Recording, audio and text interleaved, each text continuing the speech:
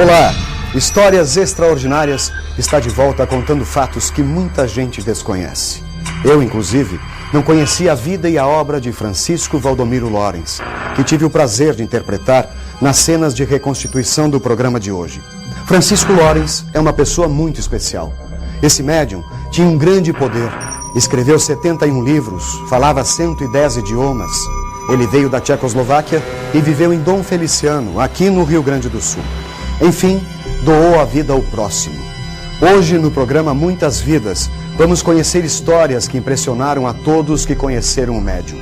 Depois da morte de Francisco Lorens, em 1957, ele foi psicografado por nada menos do que Chico Xavier. Bom, temos muitos motivos para não perder o programa, que vem logo depois do intervalo. Realmente é uma história extraordinária. Até já!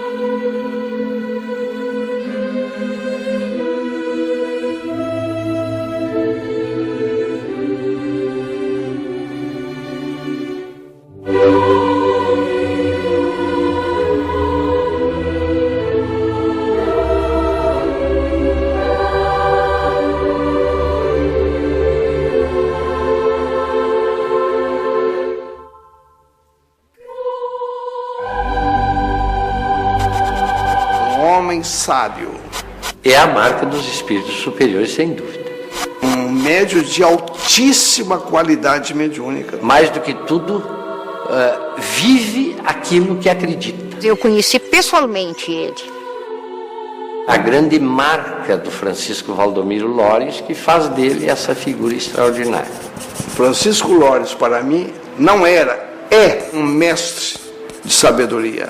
Lorens nasceu no dia 24 de dezembro de 1872, numa pequena aldeia da Tchecoslováquia chamada Zbislav. Considerava-se um fenômeno porque com 5 anos ele começou a ler e escrever. Com 17 publicava o primeiro livro em Esperanto, traduzido para o tcheco, para a República Tcheca. A primeira sessão espírita que ele participou foi na República Tcheca. Só que ele virou a parte principal da sessão, porque no momento da sessão foi revelado mesmo, eles estão sentados ao lado, não junto à mesa, que ele seria uma revelação espiritual para o mundo inteiro, que ele tinha muito a fazer pelo espiritismo, enfim, e por essa parte mediúnica. Você irá partir e deixar para sempre sua terra natal. Longe daqui será revelada a sua missão.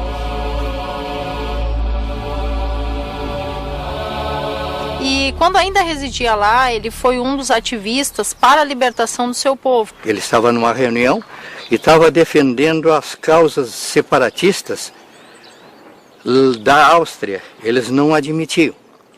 E então aproximou-se dele um amigo e esse amigo disse: Lorens, a coisa está fervendo. Eles estão pegando. Ele escreveu um telegrama aos pais dizendo: eu vou além dos mares. Adeus. Ele já era diferente. Ele era um médium polivalente. Quando ele chegou a Porto Alegre, até existe uma história bastante curiosa, que existia um senhor que tinha uma empresa, que se chamava Otto.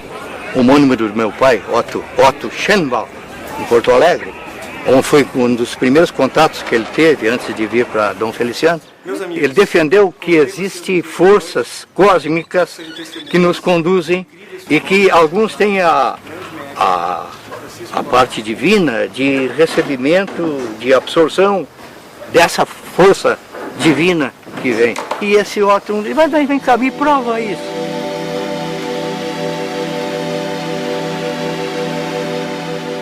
Ele colocou na mão, fechou bem e pediu concentração de todos aqueles que estavam reunidos numa sessão espiritualista.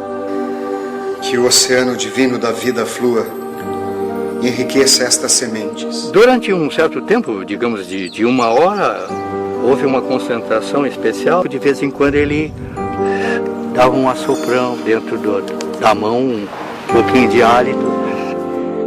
Passado esse tempo, ele abriu as mãos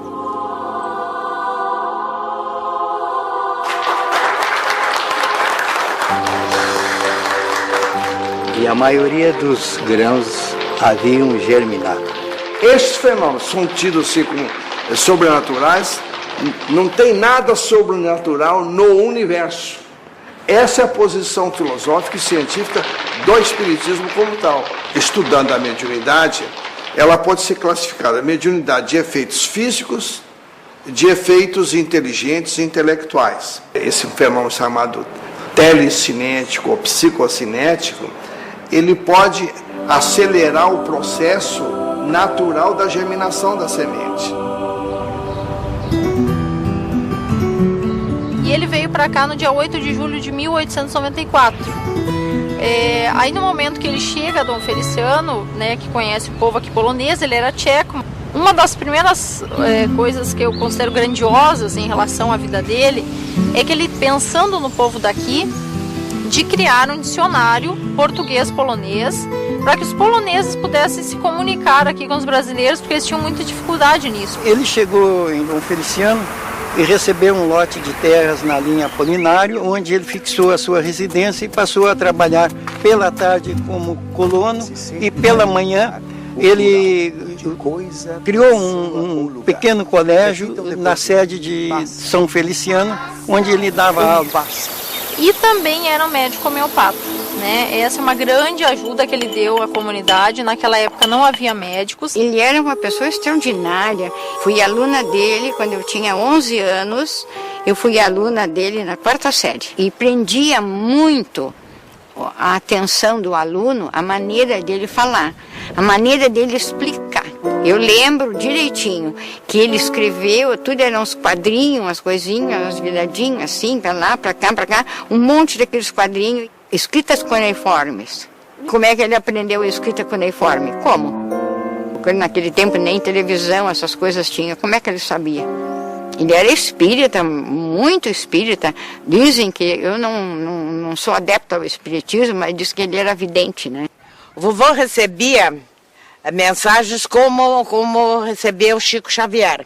A exemplo do Chico Xavier, do Divaldo Pereira Franco, dos médiuns da atualidade, né? Ele tinha uma capacidade de percepção que transcendia o espaço e o tempo. A psicografia, a pessoa, ela, através da escrita, ela entra num estado alterado de consciência em que ela pode canalizar o pensamento de um agente desencarnado, e aí ou médium ou sensitivo, ele escreve, mas a participação dele é mais mecânica ou semi-mecânica. Mas ele era um médium consciente, lúcido. Uma particularidade que vai marcar a sua vida são os conhecimentos de linguística. Ele devia ter algum auxílio, né, espiritual para conseguir escrever tanta coisa como ele escreveu e ter conhecimento de tantas línguas.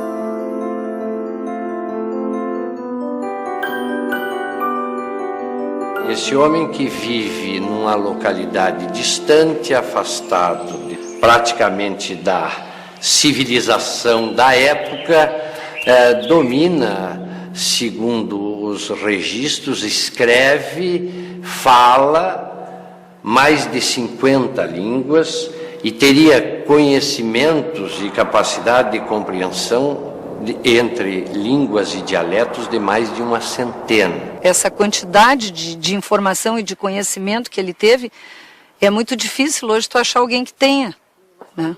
Numa só vida, exatamente. Só pode ser coisa de outras vidas, não é? A reencarnação. Eu acredito muito. Ele descreveu todo o Tupi-Guarani como se ele estivesse presente lá e nunca ele esteve em contato com esses índios. Não é comum que se adote numa loja maçônica um patrono, o nome de uma pessoa. Quando se faz isto, se faz em homenagem a uma pessoa realmente extraordinária. Se reconhece nele um espírito superior, uma pessoa iluminada, uma trajetória de vida extraordinária. Um homem dotado de faculdades mediúnicas de altíssima elevação. Ele teve a vida dele inteiríssima de ajuda. Nasceu pobre, morreu pobre, paupérrimo. Através de uma vida simples, honesta, despojada, em que ele vivenciava a mediunidade, obedecendo o preceito moral, ético, dai de graça o que de graça se recebe. Cobrar dinheiro ele não cobrava. Consulta não cobrava. Fazer o bem sem olhar a quem. E o seu Lawrence tratava muito com homeopatia. Ele teve em 1918, na época da famosa gripe espanhola. Que ele curou mais de 500 pessoas com homeopatia. Ele controlou a gripe, então aqui, né, o povo não foi atingido porque ele fez uma espécie de vacina. Outros casos também de cura que são bastante interessantes foi de um senhor de Tapes. Ele não caminhava, não mexia os braços, não tinha quase movimento algum. Haviam comentado que Lawrence, né, com medicamentos homeopáticos, poderia curar. E aí o filho, né, desse senhor veio com ele de lá, de carroça, naquela época que era longe, e ele começou a fazer um tratamento com medicamentos. Aqui está o medicamento. O senhor tome 3 vezes ao dia. Passando, no caso, um certo período, esse senhor veio andando, né, até a casa de Lawrence para agradecer pessoalmente por tê-lo curado, né? Então, com o remédio homeopático, ele voltou a caminhar, a movimentar os braços e todo o corpo.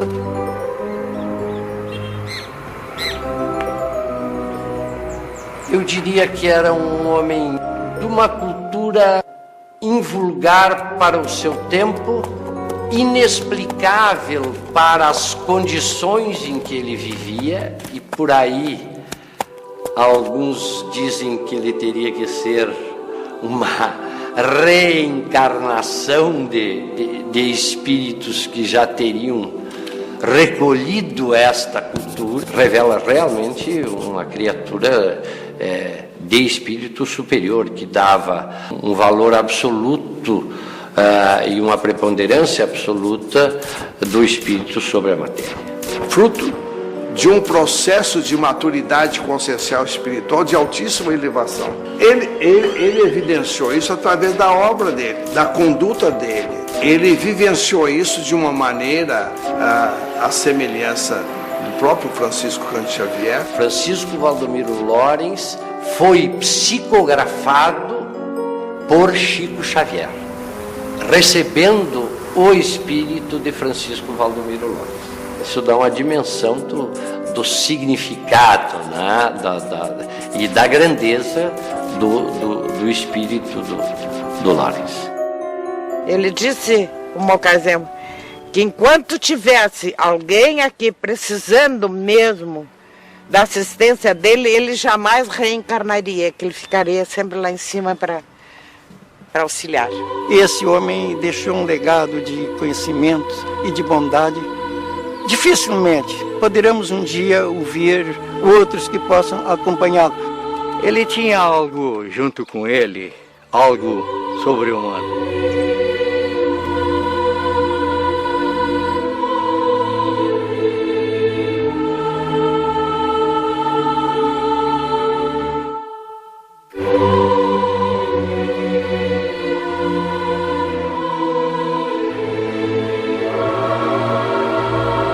Todas as religiões têm a mesma base. Todas ensinam o amor.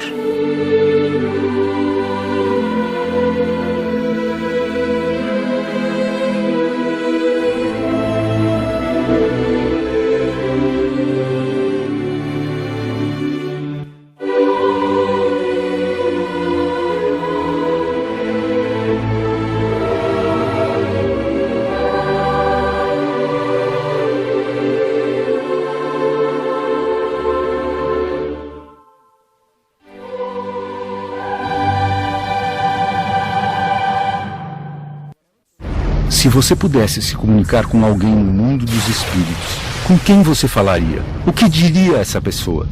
Ligue de qualquer parte do estado para 84010357 e conte sua história. Nesse número você também pode ouvir as histórias e experiências de outras pessoas. Participe!